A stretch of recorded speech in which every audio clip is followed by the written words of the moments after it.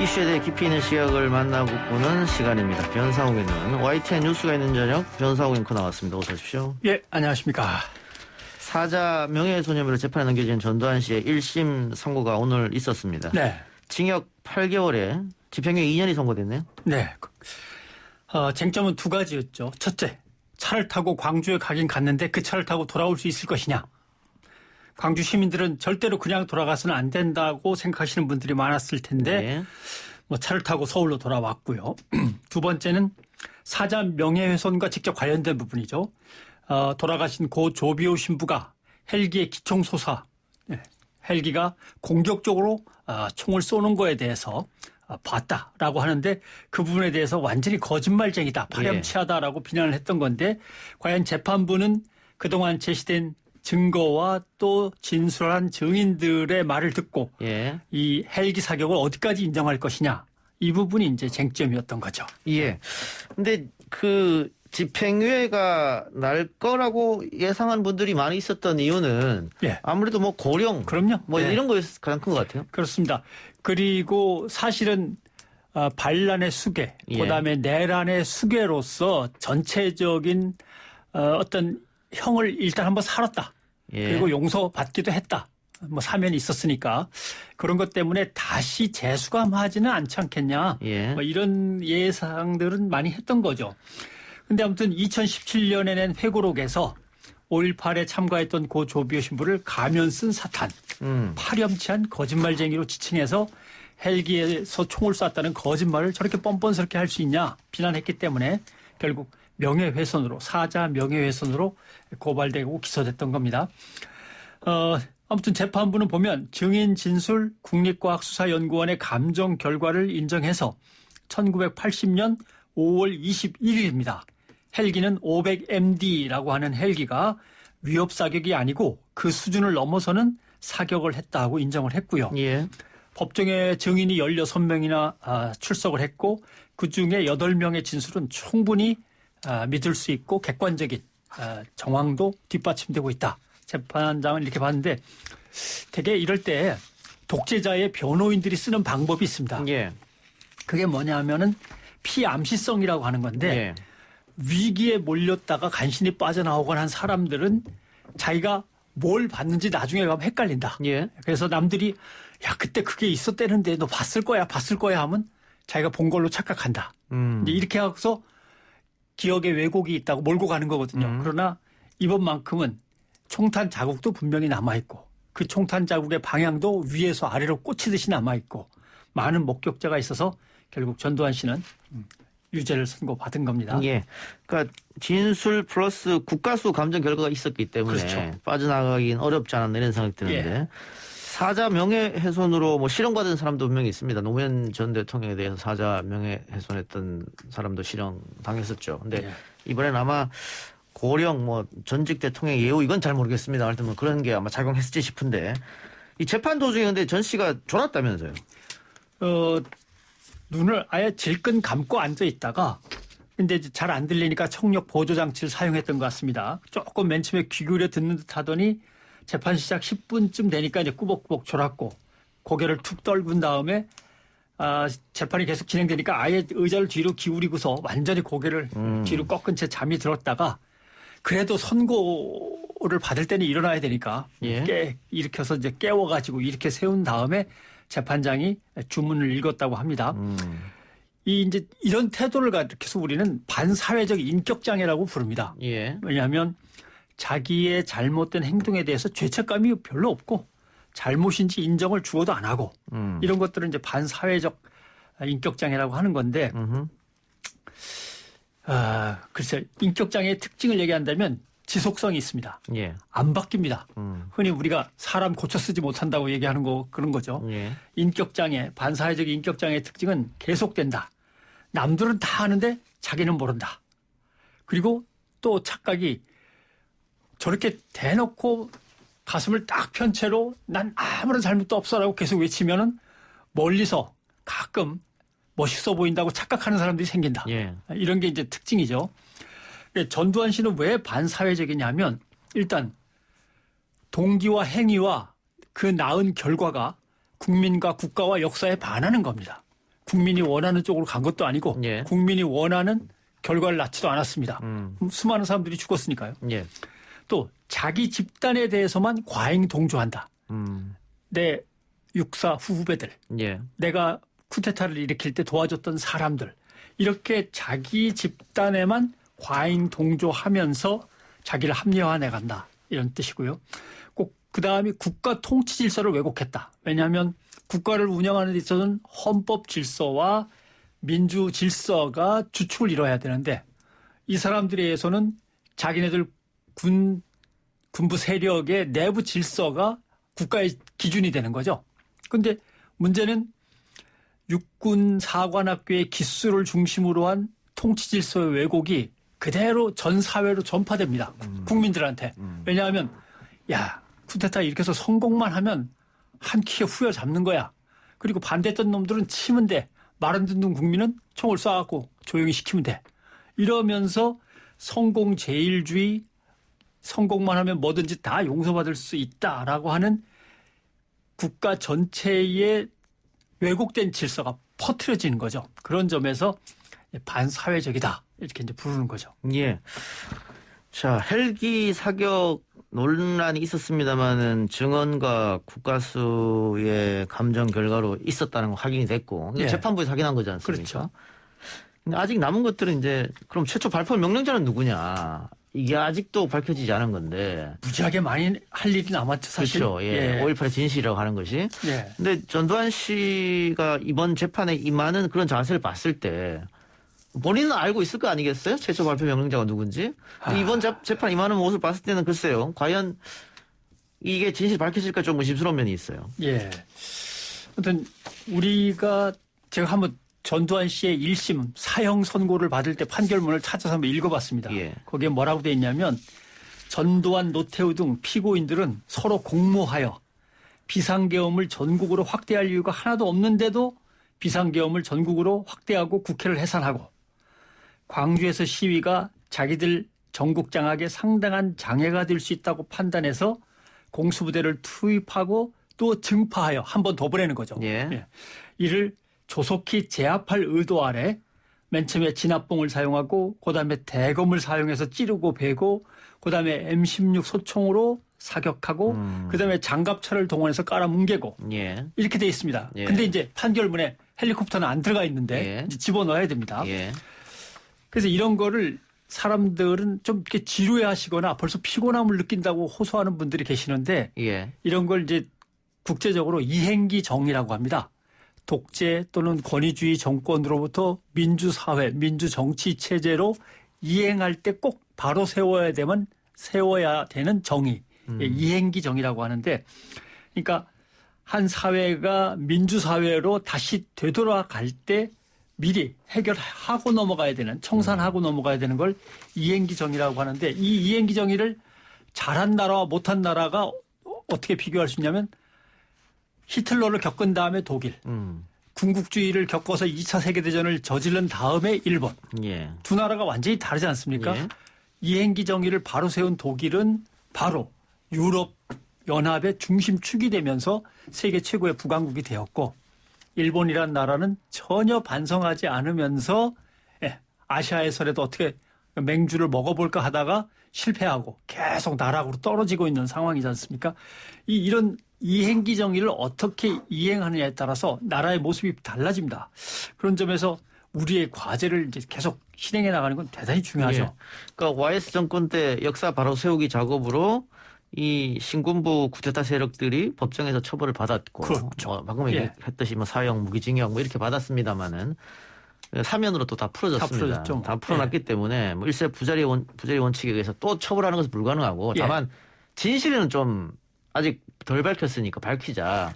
이런 이야기 있음에도 불구하고 아직도 많은 사람들이 뭐 지겹다든가, 그렇죠. 뭐 너무 오랫동안 끌지 않느냐, 뭐 이렇게 말하는 사람 있다 이 말씀으로 하신 것 같아요. 이행기 정의에서 중요한 게 그동안은 숨겨놓고 감추고 있다가 새롭게 드러나는 범죄 행위가 있습니다.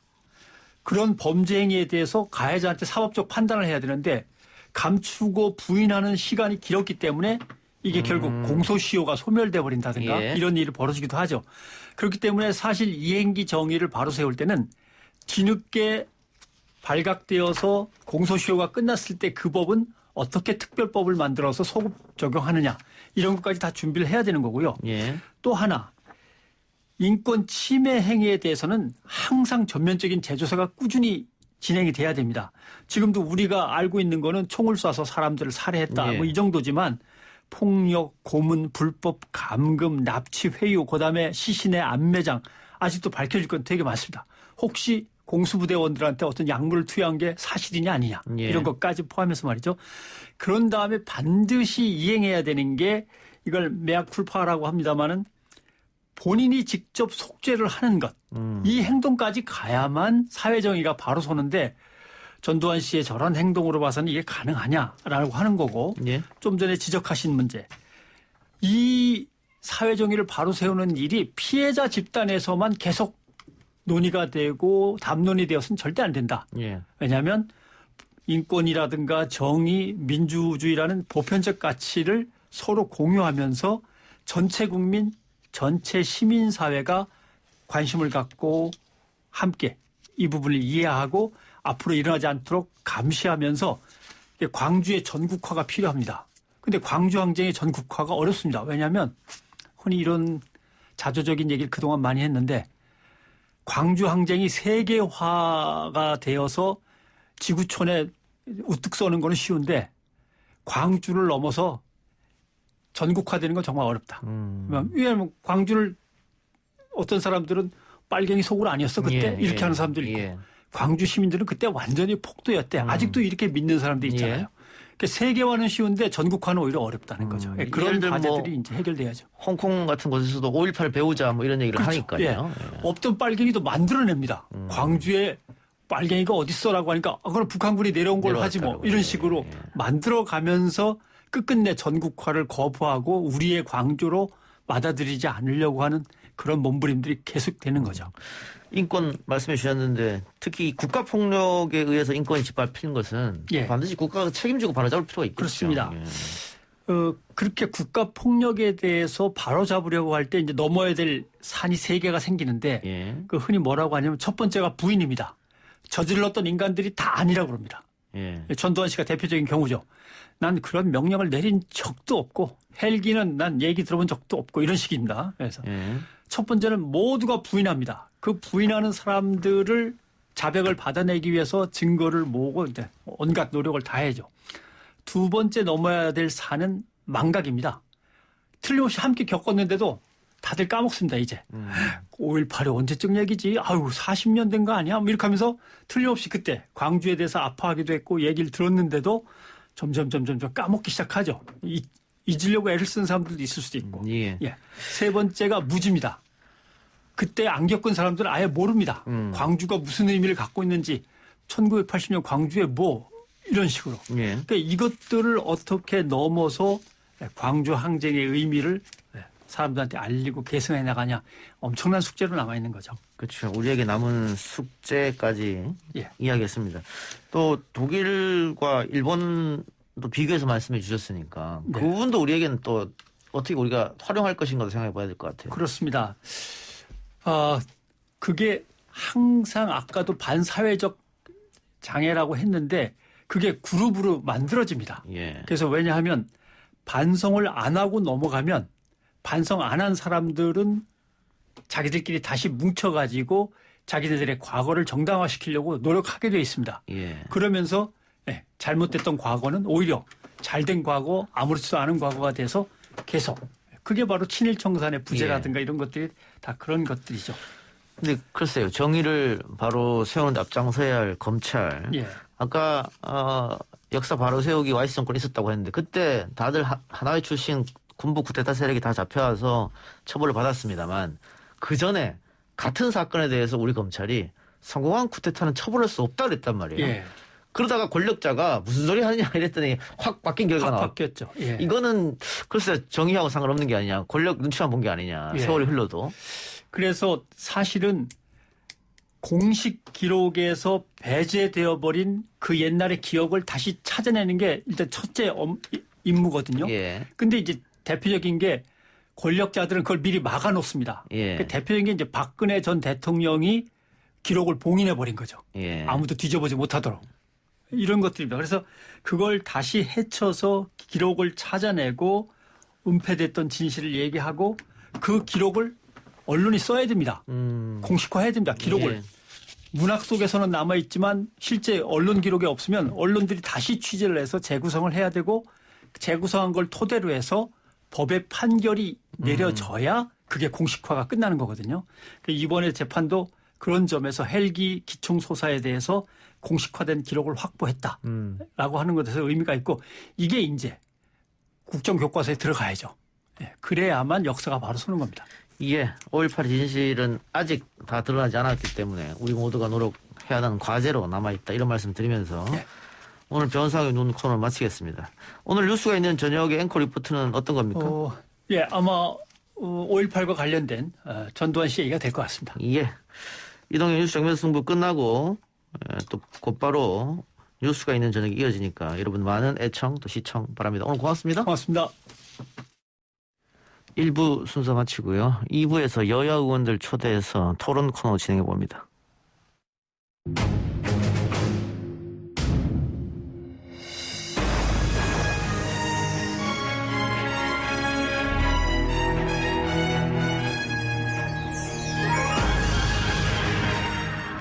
YTN 라디오 이동현 뉴스 정면승부 2부 시작합니다. 월요일 뉴스 정면승부의 시작 매주 두 분이 열어주고 계시죠?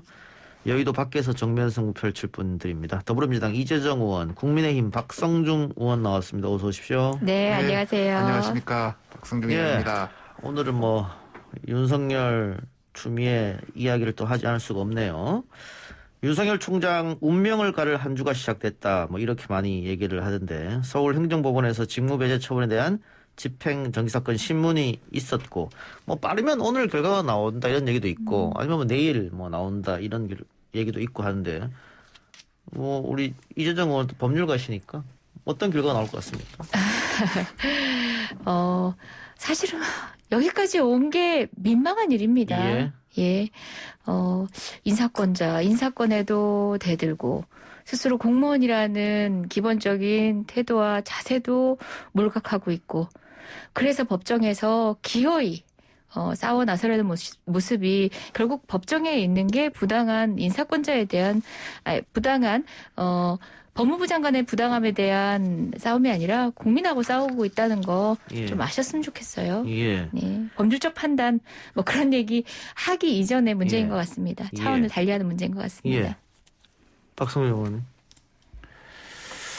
그동안 윤석열 총장을 배제하기 위한 다양한 수단이 행사되어 왔습니다. 이제 답이 정해져서 그 절차가 진행되는 것 아닌가 싶습니다. 방금 우리 이재정 의원이 국민과 싸우고 있다. 국민과 싸우는 건 아니고요. 이 정권과 싸우고 있다 이런 말씀을 드리고 싶고 국민들은 훨씬 여론이 윤석열 총장에 대해서 높다.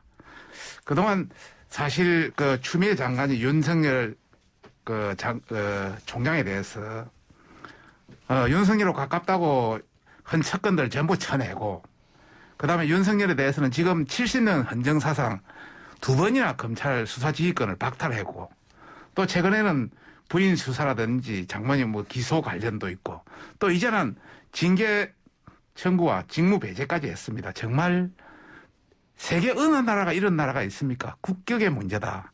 그런 말씀을 드리고 싶습니다. 창피하다 이런 말씀을 드리고 싶습니다. 네, 이 시작부터 굉장히 팽팽하게 의견이 갈렸는데 일단 우리 박 의원님, 국민의힘 쪽에서 대통령이 추미애 장관 뒤에 숨어 있지 말고 대통령이 대답을 해라 이렇게 얘기하셨잖아요. 예, 계속 이야기하고 있죠. 구체적으로 어떤 대답을 요구하시는 거예요?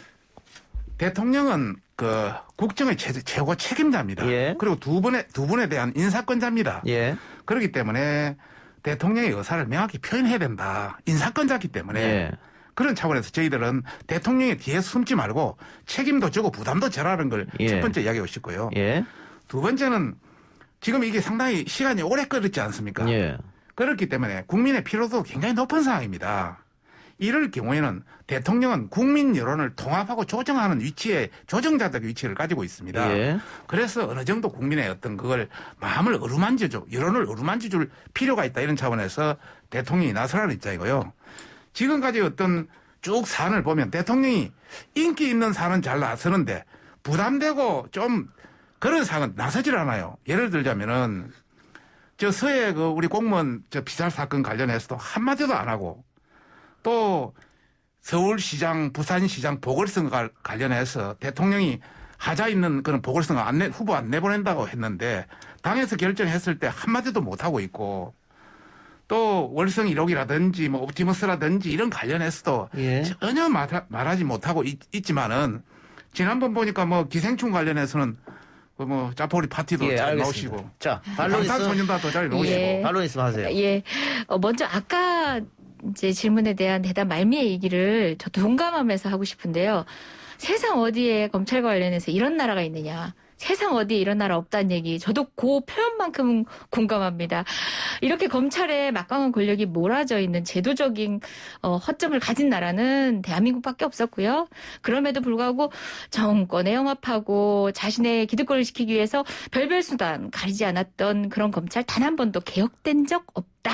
라는 거 말씀드리고요. 간첩사건 조작하고 무엇을 해도 승승장구하던 검찰 그대로였다. 사실은 검찰 개혁을 위해서 저는 많은 분들 우리 당 의원도 동의하지 않지만 가장 필요했던 건 인적 쇄신, 제도적 개혁은 물론이고 인적 쇄신조차도 필요했던 상황에서 그거를 격렬하게 막아나서는 모든 걸음걸음 하나하나가 반개혁을 향한 걸음이었다는 거 다시 한번 예. 힘주어 얘기하고 싶고요. 아니 월성 1호기 사건이든 옵티머스 사건이든 대통령께서 이야기를 하면 또 수사 개입이라 그러실 거 아닙니까? 답정너 그게 바로 야당이 문재인 대통령을 공격하는 방법인 것 같아요. 지금 뭐라고 하든 이야기를 하면 가만히 있어라. 하지 않고 있으면은 이야기를 하지 않는다 하는데요. 맞습니다. 대통령이 책임지십니다. 대통령제에서 가장 큰 책임을 막중히 지고 계시고 그렇게 책임지는 방법으로 보여드리겠습니다. 무엇을 언급하고 안 하고 여기 야당이 묻는 구체적 질문에 답변을 안 한다고 해서 책임지지 않는 것이 아니라 보다 크게 고민하고 책임지는 방법으로 묵묵히 하루하루 역할을 수행해내고 계십니다. 국민과 소통합니다. 야당의 하나하나의 예. 질문엔 답하고 있지 않다고 느끼실지 모르겠지만 야당이 하시는 말씀도 경청하고 있고 그것은 우리 더불어민주당 여당도 마찬가지입니다. 알겠습니다. 지금 하나하나 답하는 이야기나. 잠시만요. 예, 대통령 입장 국난 사안에서는 예, 답하라는 이야기. 잠시만요. 대통령 입장 표명 질문을 드렸고 대답을 하셨으니까 오늘 수보 회의에서 대통령 발언이 있었습니다. 그거 잠깐 듣고 옵시다. 그러면. 소속 부처나 집단의 이익이 아니라 공동체의 이익을 받드는 성공 후사의 자세로 위기를 넘어 격변의 시대를 개척해 나가야 합니다. 과거의 관행이나 문화에서 벗어나지 못한다면 급변하는 세계적 조류에서 낙오될 수밖에 없습니다. 진통이 따르고 어려움을 겪더라도 개혁과 혁신으로 낡은 것과 과감히 결별하고 변화하려는 의지를 가질 때 새로운 미래가 열릴 것입니다. 예, 대통령이 개혁과 혁신이라는 단어를 쓰면서 집단의 이익보다는 공동체의 이익을 받들어라. 그게 공무원의 자세다. 이렇게 얘기했단 말이죠. 그렇다면 이거는 우회적으로 윤석열 총장을 비판한 거 아니냐. 이런 언론 보도가 많던데 이재정 의원부터 말씀해 주시기 바랍니다. 윤석열 총장을 비판하고 아니고의 문제가 아니라 정말 진통이 따르는 여러 가지 현안에 묵묵히 가야 될 바에 대해서 다시 한번 함께 용기를 내는 말씀이셨던 것 같습니다. 이거는 뭐 비당 한 사안에만 국한해 해석할 것은 아니지만 마찬가지로 검찰 개혁을 향한 우리 사회의 진통에도 같은 의미에 적용될 수도 있을 것 같습니다. 예, 의원님. 예. 뭐 대통령의 말씀은 이제 일반적인 얘기니까 상당히 뭐 일리는 있다고 보는데요. 예. 전반적으로 한번 구체적으로 대입을 해보면 참 술에 술 탄 듯 물에 물 탄 듯 일반론적인 이야기다 이런 말씀을 우선 드리고 싶고 윤석열 총장이 예전에 박근혜 정부 때 국정원 사건 조사했습니다. 그래서 굉장히 그때 죄가 받았죠. 그리고 이 정부 하고 나서는 바로 적폐를 조사했습니다. 우리 야당은 굉장히 괴롭혔습니다. 그다음 박근혜 최순실 관련했습니다. 그다음에 MB 대통령 다스 문제 지금 구속되도록 다 해놨습니다. 그때는 그렇게 괜찮은 검찰총장으로 적격의 검찰총장이다. 이렇게 그때는 적격의 검사다. 굉장히 칭찬했어. 그리고 검찰총장 올렸지 않습니까? 검찰총장 올리고 나서 이 정권에 대한 수사, 예를 들어서 조국 사건, 그다음에 김재수 사건, 울산시장 사건, 그까지는 괜찮던 그 이후에 이제 옵티머스라든지 몇 군데가 이 정권의 어떤 직접 겨누고 들어가니까 이렇게 난리를 치는 겁니다. 그래서 저희들은 윤석열 총장 옹호하는 거 아닙니다. 윤석열 총장 우리 당에 온 것도 아니지 않습니까? 저희들은 그분은 칼날 위에 서 있는 검사다. 어디로 튈지 모른다. 저희들도 그렇게 생각하고 있습니다. 그런 차원에서 정말 공정하게 전체적으로 봐라. 자기한테만 수사하면 그게 난리고 적폐 수사관이고 적폐 검찰총장이고 남을 수사하면 그건 아니다. 이런 판단은 곤란하다. 이런 말씀을 드리고 싶습니다. 근데 지금 또 징계위가 예정돼 있고 만일 징계위에서 징계가 결정나고 장관이 대통령에게 총장 해임 건의를 하고 대통령이 받아들인다면 그러면 야당에서 요구하는 대통령이 답변한 것 아닙니까? 그건 답변한 거죠. 답변한 것 되는 겁니까? 인사권자로서의 조치를 한 거니까. 그러니까요. 답변은 그렇게 하는 겁니다. 하나하나 질문을 던지고 무슨 어떤 시험 안에 쓴 것처럼 어떤 답변을 즉차적 답변을 요구하고 그 방식이 아니라 책임지는 방식으로 절차 안에서 답변을 하는 거고요. 제가 혹시 첨언을 잠깐만 해도 될런지 하세요. 윤석열 총장을 비난하는 것이 아니라 비판하는 것이 아니라 윤석열 총장으로 대별되는 검찰의 집단적 저항, 개혁에 맞서는 저항에 대한 강력한 비판을 하는 겁니다. 사실 한번 떠올려 보십시오. 문무일 총장 초대 총장이지 않았습니까? 문무일 총장도 검찰 출신으로서의 한계를 가졌지만 기대를 많이 했습니다. 그런데 일각에서는 문무일 총장 역시도 검찰개혁, 특히 검경 수사권 조정에 대해서 강한 반발을 했습니다. 거기에 대해서는 저 역시도 비판적 입장에 섰습니다. 누구여서가 아니라 누구여서 기대를 했으면 끝까지 칭찬을 해줘야 되는 게 아닙니다. 그 역할에 대한 당부를 공직자로서 망각하는 순간에는 누구의 비판 위에도 놓일 수 있는 겁니다. 하물며 민주적 정당성을 얻지 않은 검찰총장은 말할 필요도 없죠.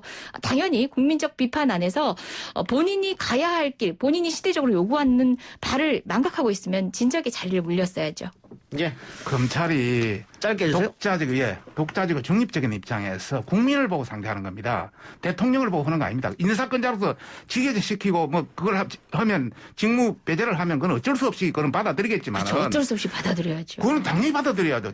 인사권자니까. 그러나 국민을 상대로 정말 공정하게 수사했다면 그걸 받아들여야지 자기 쪽에 수사했다고 난리친다면 이거는 대통령도 여권도 취할 바가 아니다. 이 역사는 분명히 추후에 다 평가된다. 이런 말씀을 드리고 싶습니다. 뭐 난리치는 게 우리 경상도 말이니까 제가 용인은 하겠습니다만은 그래도 들으시는 분에 따라서는 부적절하다고 느끼실 수는 있을 것 같습니다. 다른 주제로 가보죠. 자, 3차 재난지원금 문제인데 코로나가 3차 또 유행이 오면서 또 자영업자들이 또 어려워졌습니다, 지금. 그래서 3차 재난지원금 설 전에 지급해야 된다 이런 얘기가 많이 있습니다만 야당도 어쨌든 지급에는 찬성. 당연하죠. 예. 선별인 겁니까? 저희들 그 3차 재난지원금에 대해서는 저희들이 이제 먼저 이야기를 했습니다. 그리고 여당에서는 원래 추가 경정 예산으로 내년 또 생각도 약간 가지고 있었는데 저희들이 내년 예산에 바로 반영해서 내년에 바로 1월 달이 될 수도 있기 때문에 하자 이제 이렇게 해서 3조 한 6천억 정도 저희들이 제기했고요. 그 다음에 이것을 그 보편으로 지급해야 되느냐, 선별 지급해야 되는 문제에 대해서는 저희들도 왜 고민 안 했겠습니까? 1차 지원금 때가 14조 3천억을 지원했습니다. 그 당시 4인 가구 100만 원 지원했는데요. 이번에는 기껏해야 3조 6천억, 많아봤자 4조 안팎인데 그거 가지고 지원하면 1인당 한 8만 원밖에 되질 않습니다. 그 정도 가지고는 전체적인 효과를 낼 수 없기 때문에 예를 들어서 선별 지원 쪽으로 이번에 사회적 거리두기로 인해서 굉장히 피해를 입은 업종들 있지 않습니까? 또 진짜 어려운 사람들은 굉장히 생계가 어려운 이런 것부터 먼저 지원하자. 저희들도 그런 입장이죠. 야당이 일부에서는 30만 원씩 지원하자고 전 국민에게 하전 이래 하기도 나오던데 저희들이라고 30만 원이 아니라 100만 원이라도 지원하고 싶죠. 그러나 30만 원씩 지원하면 지난번에 1차 지원금 14조보다 더 많이 나가기 때문에 그리 간단한 문제는 아니다. 야당이 3조 6천억, 지금 여당은 4조 안팎 얘기하던데 결국 그렇게 되면은 박 의원 말처럼 여당도 선별 지급으로 가닥 잡은 거 아닙니까?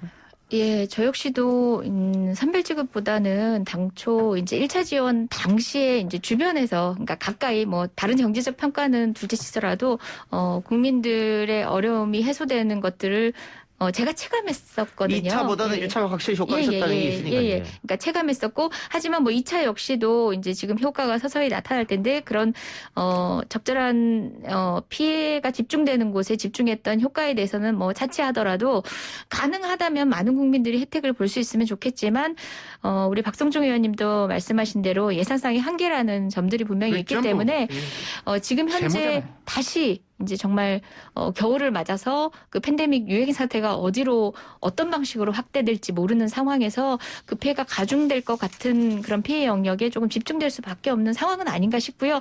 하지만 모든 상황을 열어놓고 확보할 수 있는 최대한의 재원을 확보하는데 야당도 국회 심의 과정에서 좀 함께해 주셨으면 좋겠습니다. 1차 지원에서 뭐 14조가 넘게 지원했고 2차에서 7조를 하다 보니까 그 돈 가지고도 선별지원할 밖에 할 수가 없었는데 이번에 4조 안팎이면은 상당히 그 규모 자체가 그렇게 크지를 않기 때문에 그렇습니다. 이 의원님은 이재명 지사한테 문자 받았습니까? 예? 문자. 어떤 문제? 민주당 의원 전원에게 문자 보냈다고 하던데 전체적으로 지급하는데 힘써달라고? 아, 그래요. 저도 한번 확인해 보겠습니다. 받았으면은 저도 이제 받았다고 말씀을 예. 드릴 텐데. 근데 제가 왜 이런 말씀 드리냐면 일단 정의당과 이재명 지사가 강력적으로 전 국민에 지급해야 된다라고 얘기하고 있잖아요. 그래서 일각에서는 이낙연 대표가 2차도 그렇고 4차도 그렇고 전 국민 지급이 아닌 선별하는 것은 대권 경쟁자인 이재명과 차별화하기 위해서다. 이런 분석이 있어요. 어떻게 생각하세요? 그거는 뭐 제가 이야기를 좀 할게요. 하세요. 예, 뭐 야당이니까.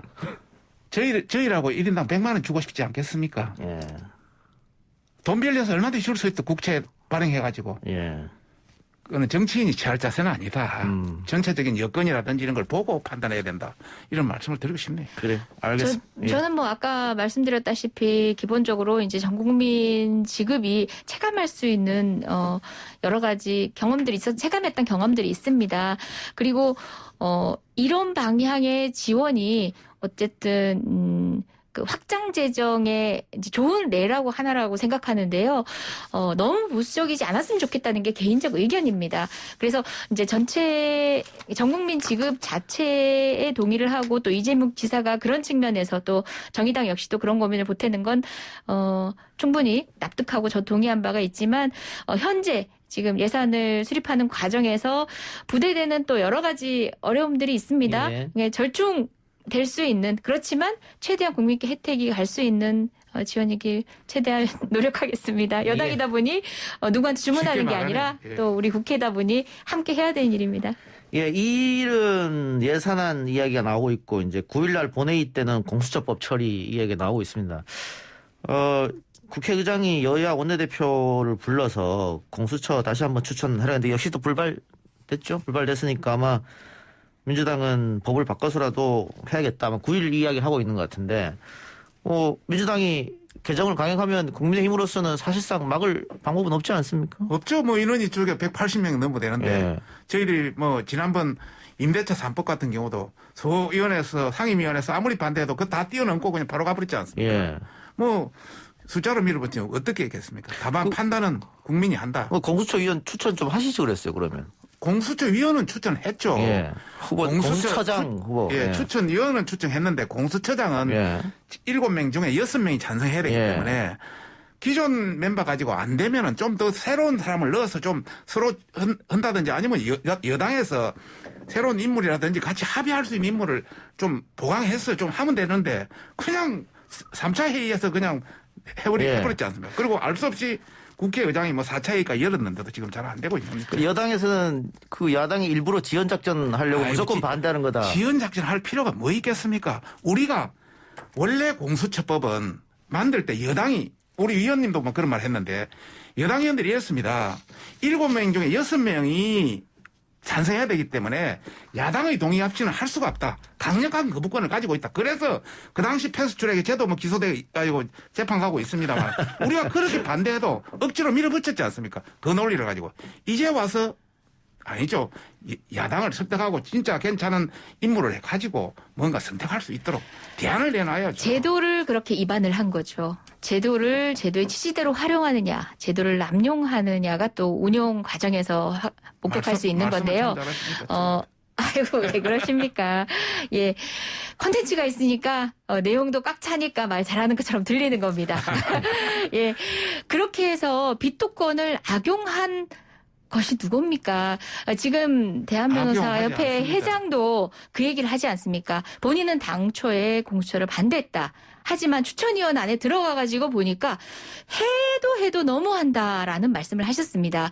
그분이 공수처 자체에 대해는 반대했지만 추천위원으로서 들어가서는 나름의 방식으로 합의를 하기 위해서 위원회 한 사람으로서 또 각 대립하는 각 정당 구성원들을 아울러 가면서 해보려고 하셨답니다. 그럼에도 불구하고 반대를 위한 반대로만 정말 싸우기 위해서로만 일관하고 있는 야당 추천위원들의 행태에 실망스럽게 그지없다라고 여러 차례 공표하셨습니다. 말을 함부로 좀 안 했으면 좋겠고요.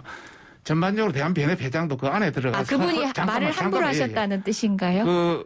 그분의 말을 그 안에서 하는 행동이라든지 전부를 보면은 예. 정부에 대한 대변인 같이 행동을 했고 첫째가 아이고. 두 번째 저희들이 이제 문제 삼는 거는 그 양반이 그 3명이가 4명 추천할 때 예. 그냥 진짜 괜찮은 덕이 있고 진짜 존경받는 그런 변호사라 그런 법조인을 추천한 게 아니고 그냥 본인한테 전부 신청 받아가지고 그 신청인 중에 하다 보니까 여러 가지 우리로서는 마땅치 않은 인물들이었다. 그런 차원에서 지금이라도 정말 우리가 서로 존경할 수 있고 서로 인용할 수 있는 그런 인물을 하면 언제든지 우리도 한다 이런 생각입니다. 그래도 의원님, 저도 이런저런 말로 이제 어떤 지탄도 받아보기도 하고 말씀도 많이 들었지만 그래도 추천위원이고 또 나름대로 변협 회장님이시고 한데 그 양반이라든지 말을 함부로 안 했으면 좋겠다는 조금 정정할 시간 가지셔도 좋을 것 같아요. 저는 충분히 그분이 나와서 언론에 한 이야기라든지 또 어느 라디오에 가서 한 이야기라든지 저희들도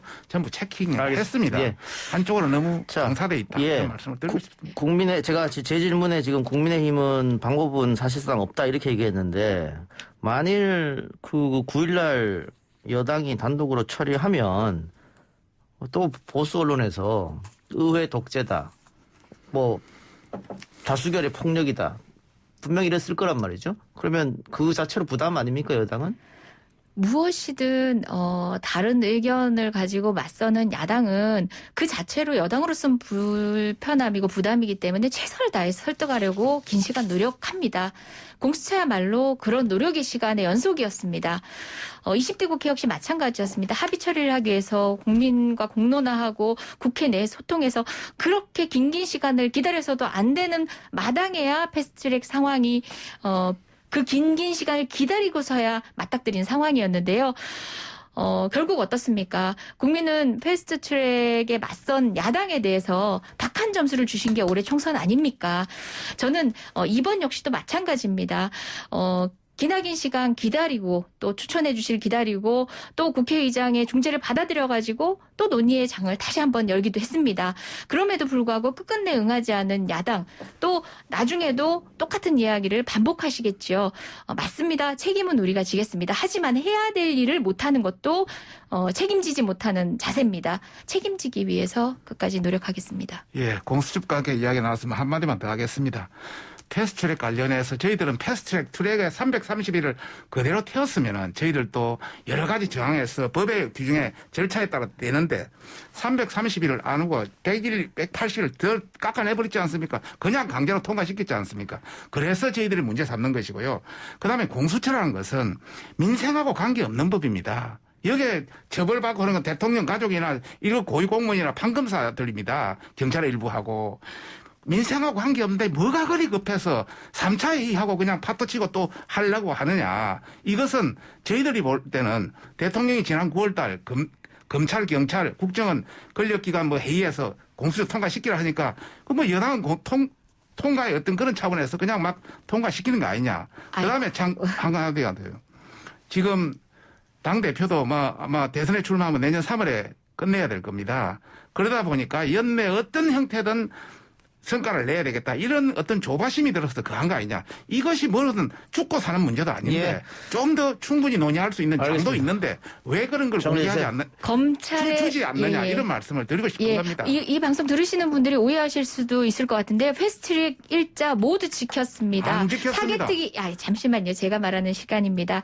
사개특위가 해산되면서 그로 인한 기관의 경과에 대한 해석에 대해서 야당이 다른 주장을 한 건 압니다. 하지만 충분히 여러 법적 조언을 받고 국회 내에서 국회 사무처의 유권 해석을 받아서 처리한 내용입니다. 저희들 위법적 또 요소가 전문 변호사 없습니다. 다 한 겁니다. 계속 예. 그렇게 주장을 330일 하시는 안 내용을 지켰습니다. 죄송합니다. 말이 섞이지 않도록 이재정 도와주시고요. 의원 좀 30초만 더 드릴게 반론하고 예. 마무리합시다. 예, 하세요. 예. 그런 경위에 있었던 것이지 이제 그건 의원님의 주장이신 거고요. 제 주장 아닙니다. 우리 변호사들 우리 죄송합니다. 전문가들 잠시만요. 예, 예. 말씀하세요. 지금의 상황에서 해야 할 역할은 공수처 논의, 고비처라는 이름으로 시작된 일에 20년이 넘은 논의입니다. 검찰개혁 40년, 50년 60년 전에도 못했던 일입니다. 그렇게 묵은 과제들입니다. 누군가의 명령에 의해서 누군가의 언급에 의해서 한 것이 아니라 국민의 오랜 예. 고민과 고통의 시간의 결과로 우리가 책임지고 해야 되는 알겠습니다. 일입니다. 저희들은 공수처에 대해 한마디도 안 했습니다. 50년 아닙니다. 그는 지금 여당의 예, 주장이고요. 의원님 알겠고요. 예, 이 시간 1분밖에 안 남아서 제가 박 의원님한테 하나만 마지막 예. 질문하고 마칩시다. 그 유승민 전 의원이 최근 정치적 발언을 계속해서 하고 있는데 김종인 비대위 문제가 있다. 전부 혹은 일부를 바꿔서라도 2기 비대위로 총력을 모을 테다. 이런 얘기도 했습니다. 네네. 김종인 비대위원장의 임기가 이제 내년 5월까지 돼 있는데 내년 뭐 4월에. 조경태 의원도 예. 비슷한 얘기를 했고 그 당에서 이런 얘기가 좀 나오고 있는 것 같아요. 의원님 어떻게 보세요? 나오고 있습니다. 이런 움직임에 대해서는. 전반적으로 지금 우리 이제 비대위에 대해서 대부분이 그 젊은 사람 위주로 구성되어 있습니다. 예. 그다음에 초선 의원, 재선 의원 대표가 들어가 있고요. 그러다 보니까 우리가 15명까지 하게 돼 있는데 9명밖에 없기 때문에 지금으로서는 여러 가지 어떤 우리 내부의 다양성을 다 담아내지 못하는 것 아니냐. 이런 차원에서 뭐 3선 대표, 4선 대표 또 있고 뭐 또 예를 들어서 그 서울시당위원장, 부산시당위원장도 선거가 있기 때문에 그런 걸 넣어야 된다. 이런 이야기들이 좀 나오고 있습니다. 뭐 전쟁 앞두고 장수를 바꿔서 뭐 되겠느냐 이런 얘기도 있는데. 장수를 바꾸는 건 아니고 예. 그 밑에 있는 최고위원들, 그 비대위원들을 비대위원들. 좀 더 충원하자 이런 것입니다. 알겠습니다. 좀 이 문제에 대해서 좀 지켜보고요. 어쨌든 선거가 앞에 있고 또 연말 그리고 코로나 상황도 심각하기 때문에 정치권에서 여러 가지 이야기가 나오고 있는 것 같습니다. 오늘 두 분 말씀은 여기까지 듣겠습니다. 여의도 정면선고 지금까지 더불어민주당 이재정 의원, 국민의힘 박성준 의원이었습니다. 수고하셨습니다. 네, 네, 감사합니다. 고맙습니다. 아 글쎄 안 들려 들을 뉴스 없어 아무 뉴스도 귀에 들어오지 않아 듣고 또 들어도 들을 뉴스 없어 만든 게 이 프로야 이동영의 뉴스 정면승부 YTN 라디오 이동현 뉴스 정면승부 3부 시작하겠습니다. 앞서 저희가 일부 변상욱의 눈에서 짚어봤던 대로 사자 명예훼손으로 재판에 넘겨진 전두환 씨의 1심 선고가 오늘 광주지방법원에서 있었습니다. 우선 피해자의 법률 대리인이죠. 김정호 변호사의 1심 재판 소감 먼저 들어보고 옵니다. 오늘 판결이 선고된 전두환 피고인의 형사재판은 상식과 정의가 확인된 사필 규정의 결과라고 생각하고 있습니다. 5.18 민주화운동 당시에 있었던 5월 21일의 헬기 사격과 5월 27일의 헬기 사격 모두 다 역사적 사실로서 법원의 판결을 통해서 확인됐기 때문입니다. 다만 판결 선고 과정에서 전두환은 여전히 반성하고 사죄하지 않았을 뿐만 아니라 오히려 본인의 재판에서 꾸벅꾸벅 졸기도 했었는데요. 재판이 가지는 어떤 상징성과 좀 아쉬움을 같이 보여준 장면이 아닌가 싶습니다. 이 재판의 어떤 성과에도 불구하고 한 가지 아쉬운 점은 유죄를 인정하면서도 징역 8개월에 집행유예 2년을 선고했다는 것입니다. 유사한 사안에서 사자 명예훼손과 관련해서 조현호 전 경찰청장과 관련해서는 징역 8개월의 실형 그리고 지만원에 대해서도 징역 2년의 실형을 선고한 바 있는데 법원이 그 기준보다는 최소한 그 상향된 양형 기준을 적용했어야 되지 않나 하는 아쉬움이 있습니다. 아쉬운 부분은 항소심을 통해서 다시 미완의 문제를 좀 해결했으면 하는 마음으로 최선 다해 임할 생각입니다.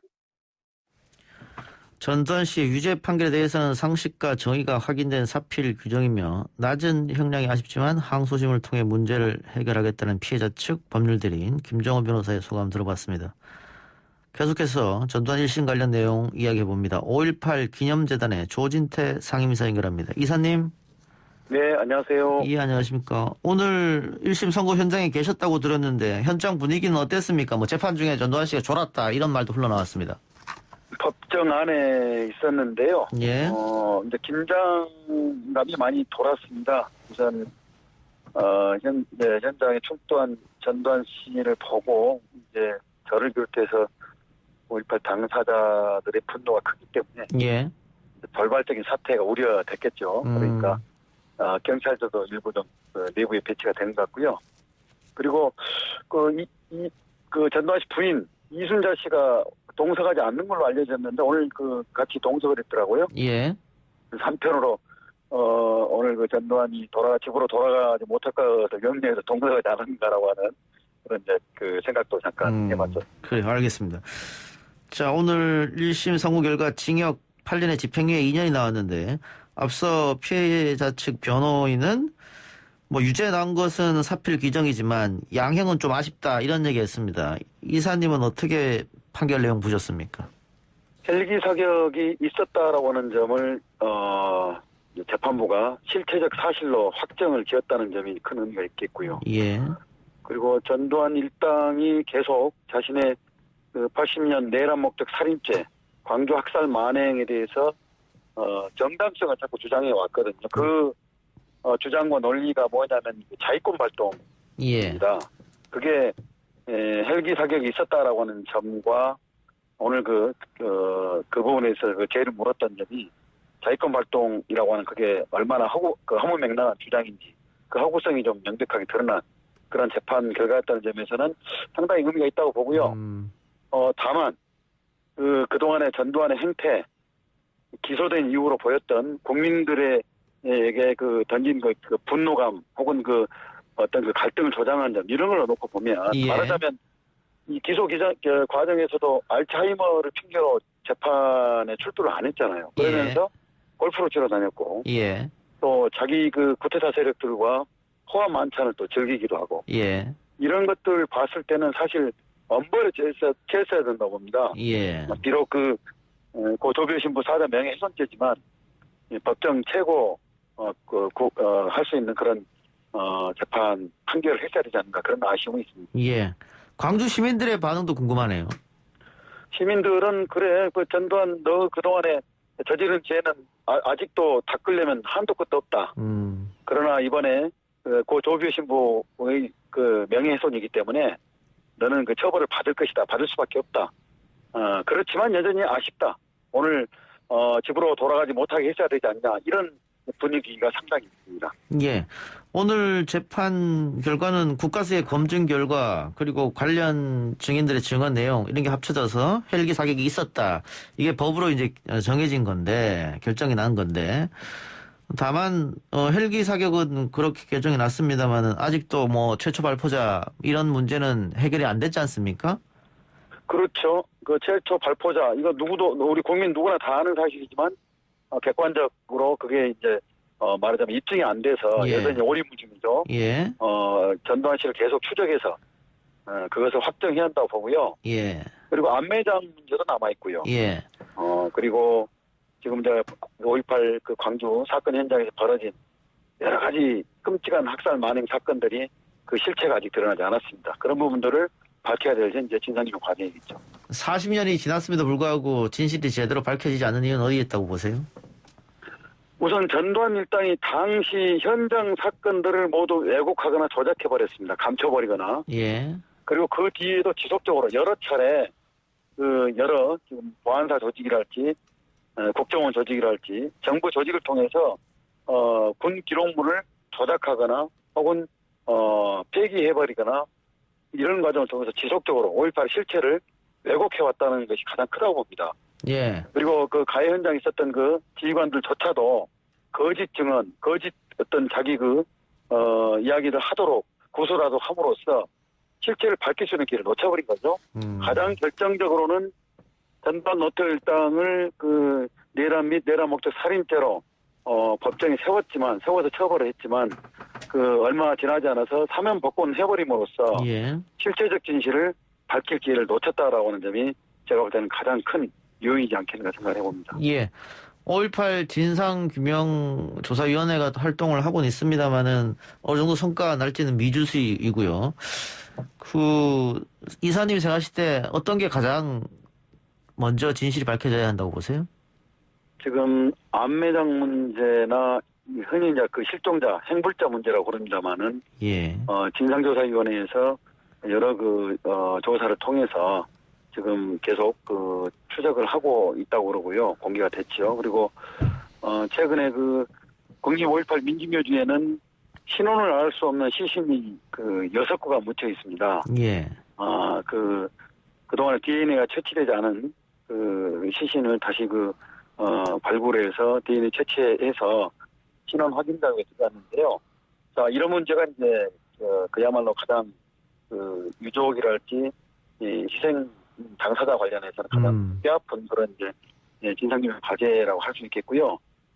그 외에 이제 덮어져 버린 현장의 끔찍한 사건들의 실체를 예. 분명하게 드러내는 일입니다. 그래서 그 사건 실체를 통해서 더 이상 그런 일이 벌어져서는 안 된다는 것을 국가가 공식 보고서로 채택해 가는 이런 과정들이 중요합니다. 예. 오늘 선고하면서 재판부가 피고 전두환 씨에 대해 5.18 책임자로서 지금이라도 이 판결 선고를 계기로 과거를 돌이키고 국민들에게 사죄하고 용서받기를 바란다 이런 당부를 했는데 그 재판장이 직접 계셨으니까 이 얘기할 때 전두환 씨가 어떤 자세로 듣고 있던가요? 전두환 씨 졸았습니다. 아, 졸았습니까? 예, 무표정이었고요. 예. 그러니까 제가 볼 때 재판부에서 모르겠으면 존엄하게 꾸짖는 거죠. 예. 그런데 제가 그걸 받아들일 때는 전두환 이 뻔뻔한 인간아, 네가 그렇게 엄청난 죄를 짓고도 사죄나 반성을 하지 않은 것은 인간으로 도저히 묵과할 수 없구나. 아마 이런 표현을 재판부에서는 애둘러서 했지 않았는가. 예. 저는 이제 이런 느낌인데요. 예. 전두환 재판 진행되는 내내 무표정 아니면 졸거나 고개 숙이고 졸거나 고개를 젖히고 졸거나 이런 모습이었어요. 예. 저 모습이 과연 인간으로서 모습일까라고는 그런 의구심마저 들었죠. 예. 그 차를 타고 법정에 빠져나올 때 그 시민들이 그 밀가루를 던지거나 이렇게 좀 항의하는 게 있었다고 하던데요. 예, 그렇죠. 지금 전두환에 대한 광주 시민들 그리고 희생을 당한 당사자나 가족들의 분노는 40년이 지났어도 여전히 남아있죠. 그것은 이제 전두환의 행태 때문이죠. 시민들은 피해 당사자들은 전두환의 한마디를 그동안에 간절히 원했습니다. 예. 내부에서는 피가 끓지만은 전두환이 사죄한다라고 한마디라면 우리는 너그럽게 너를 용서하겠다라고 그런 통곡의 마음도 있었던 거거든요. 근데 그런 기대, 그런 일말의 어떤 바람을 깡그리 무시해 왔잖아요. 그런 점이 2중, 3중의 분노를 더 불러일으킬 수밖에 없었고요. 고통에 비한다면 오늘 광주 시민들의 그런 모습은 그야말로 참 어쩔 수 없는 건 표현이지 않았겠나 저는 그렇게 봅니다. 알겠습니다. 오늘 말씀 그럼 여기까지만 듣겠습니다. 이사님 고맙습니다. 네, 고맙습니다. 네, 지금까지 조진태 5.18 기념재단 상임이사였습니다.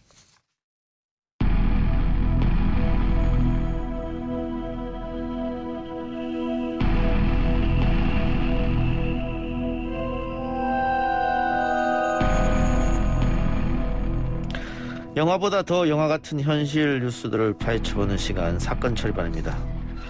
오늘은 뉴스 정면승부의 사건 처리반장 배상훈 프로파일러와 단독으로 전화통화로 인터뷰 진행하겠습니다. 배상훈 프로파일러님 나와 계십니까? 예, 안녕하세요. 예, 배상훈입니다. 예. 그냥 코로나가 갑자기 또 확진자가 많이 늘어서 오늘은 전화통화로 대처하겠습니다. 양해해 주시고. 오늘 할 이야기는 어떤 거죠? 진주에서 벌어진 안타까운 여고생 교통사고에 대한 얘기를 해보려고 합니다. 예, 이게 지난해 12월 달에 일어났고 최근 국민청원 게시판에까지 아마 글이 올라온 모양이더라고요. 예. 사건의 가해자는 예. 그 SUV를 타고 있었고요. 예. 이 피해 여고생은 시내버스 안에서 예. 있었는데요. 예. 이거 우리가 칼치기라고 합니다. 보통 예고 없이 끼어들기라고 하죠. 예. 그걸 시내버스 앞으로 칼치기를 해서 이 시내버스에 타고 있던 여고생이 갑자기 뒤로 이제 넘어져서 목뼈가 골절되는 중상해를 입어서 사지마비가 된 사건입니다. 그러니까 갑자기 칼치기로 끼어드니까 버스는 급정 갈 수밖에 없었고. 그렇죠. 예. 그러다 보니까 그 버스 안에 타고 있던 여학생이 넘어지면서 목뼈가 골절됐고 전신마비까지 이어졌다 이거군요. 예, 그렇죠. 예. 그럼 지난해 12월이면 벌써 1년 가까이 됐는데 그 피해 여고생은 물론이고 가족들도 상당히 어려운 시간을 보내고 있겠어요. 사실 고3이니까 이제는 졸업해서 이제 청혼의 꿈을 꿔야 될 시기인데 예. 이게 사지마비가 돼갖고 예. 사실 그래서 가족들도 그렇고 본인도 그렇겠지만은 예. 상당히 고통스러운 시대를 걸었는데 더더욱 문제는 예. 이 가해자가 예. 어떠한 그 사과라든가 어허. 이런 것이 없는 상태로 있어서 가족들이나 본인 너무 그 속상하고 어려운 시기를 보이는 것 같습니다. 그러겠네요. 근데 1심 판결이 나오고 나서 논란이 더 심해졌다고 하는데 그건 왜 그렇습니까?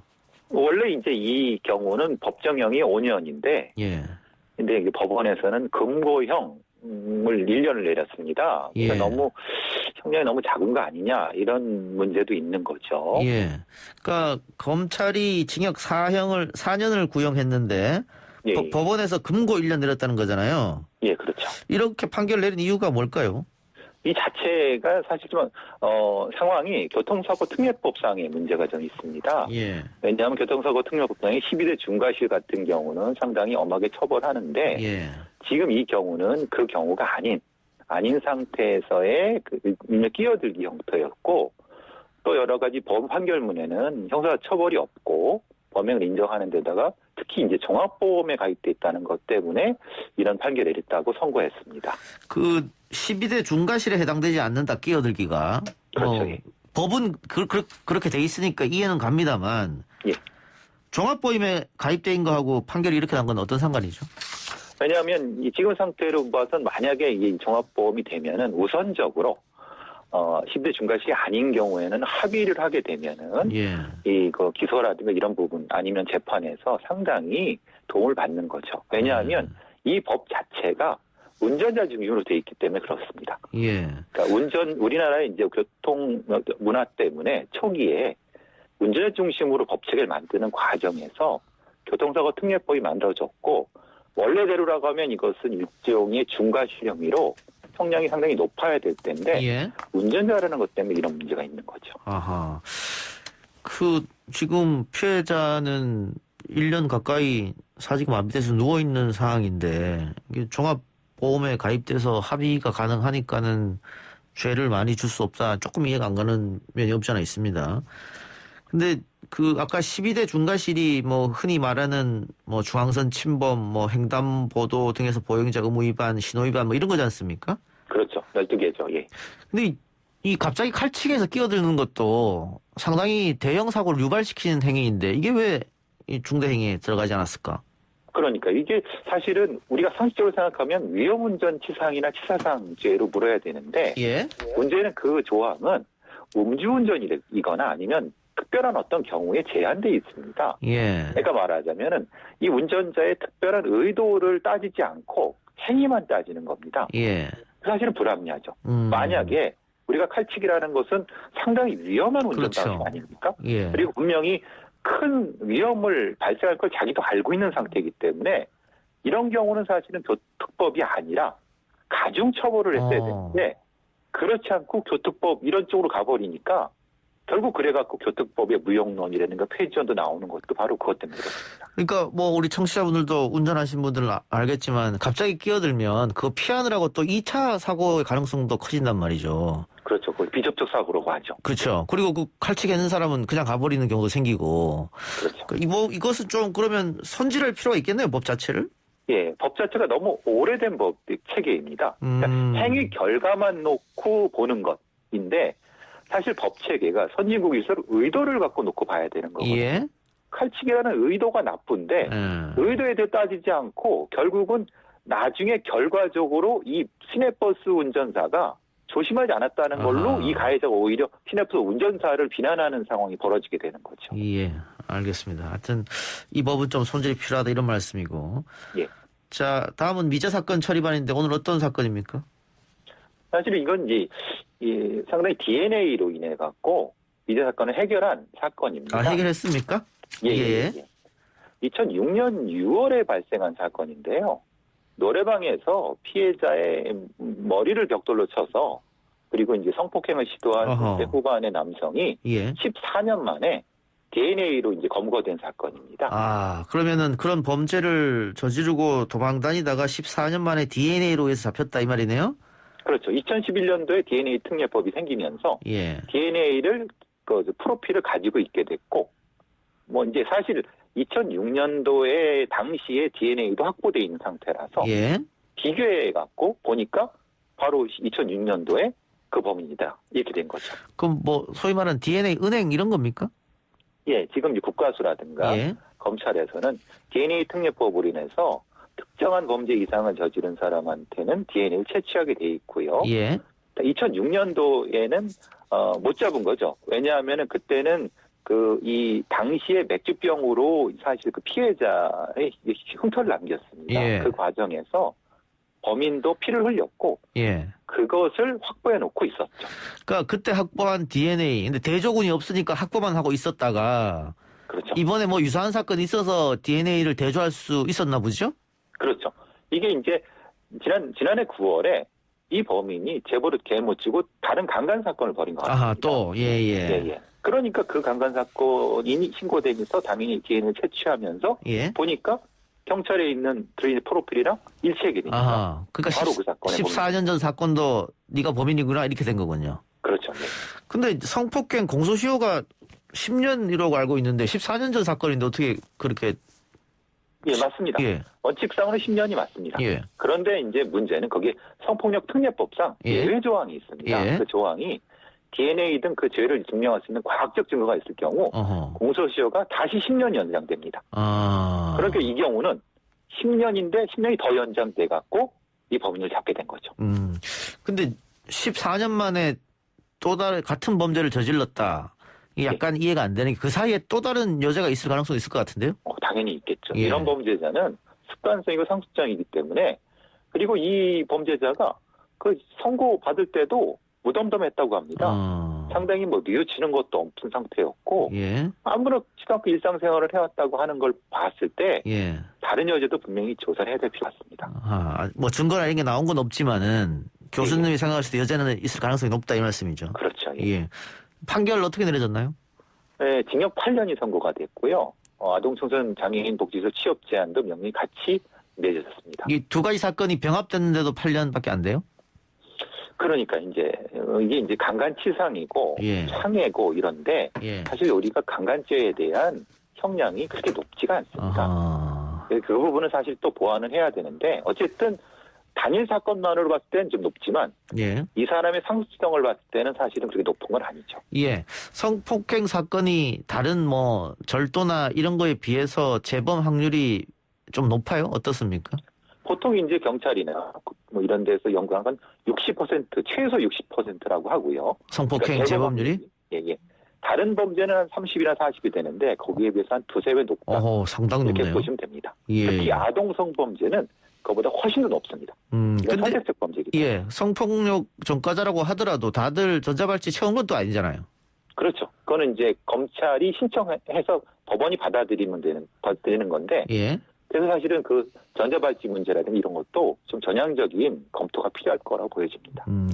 알겠습니다. 어쨌든 DNA로 14년 전 범인을 잡았다. 그래서 자칫 미제 사건일 뻔한 사건을 해결했다 이런 말씀입니다. 오늘 말씀 고맙습니다. 감사합니다. 네, 사건 처리반 지금까지 배상훈 프로파일러와 함께했습니다. 내일 이 시간 다시 돌아옵니다. 들어주신 여러분 대단히 고맙습니다.